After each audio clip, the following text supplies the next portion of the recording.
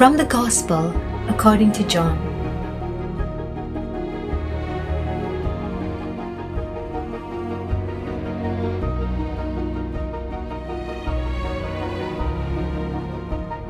John chapter 20, verses 1 to 9. On the first day of the week, Mary of Magdala came to the tomb early in the morning, while it was still dark, and saw the stone removed from the tomb. So she ran and went to Simon Peter and to the other disciple whom Jesus loved, and told them, "They have taken the Lord from the tomb, and we don't know where they have put him."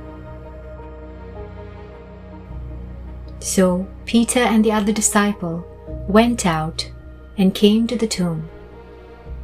They both ran, but the other disciple ran faster than Peter and arrived at the tomb first. He bent down and saw the burial clothes there, but did not go in. When Simon Peter arrived after him, he went into the tomb and saw the burial clothes there, and the cloth that had covered his head, not with the burial clothes, but rolled up in a separate place. Then the other disciple also went in, the one who had arrived at the tomb first, and he saw and believed. For they did not understand the scripture, that he had to rise from the dead.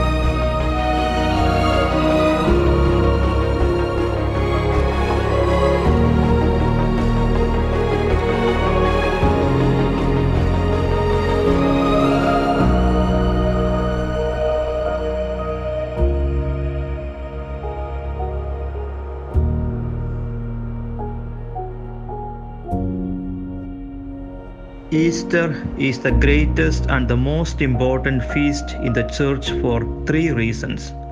The first reason, the resurrection of Christ, is the basis of our Christian faith. It is the greatest of the miracles, for it proves that Jesus is God. That is why St. Paul writes, "If Christ has not been raised, then our preaching is in vain, and your faith is in vain." We read that in 1 Corinthians chapter 15, verse 14. In Romans chapter 10:9, St. Paul says, "Jesus is Lord, He is risen." And that was the central theme of the preaching of the apostles, because Jesus had prophesied His resurrection as a sign of His divinity. The founder of no other religion has an empty tomb as Jesus has. Easter is the feast which gives us hope and encouragement in this world of pain, sorrows, and tears. It reminds us that life is worth living. It is our belief in the real presence of the risen Jesus in our souls, in His church, in the Blessed Sacrament, and in heaven that gives meaning to our personal as well as communal prayer, strength to fight against temptations, and freedom from unnecessary worries and fears. We need to live aware of the presence of the risen Lord with us.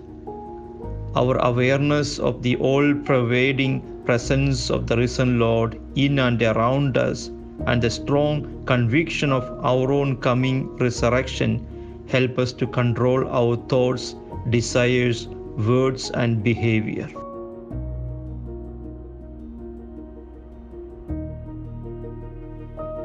Words of the Holy Father. Dear brothers and sisters, Happy Easter. Today the Church's proclamation echoes throughout the world. Jesus Christ is risen. He is truly risen. Like a new flame, this good news springs up in the night. The night of a world already faced with epochal challenges, and now oppressed by a pandemic severely testing our whole human family. This is no magic formula that makes problems vanish. No, the resurrection of Christ is not that. Instead, it is the victory of love over the root of evil, a victory that does not bypass suffering and death, but passes through them, opening a path in the abyss, transforming evil into good. This is the unique hallmark of the power of God.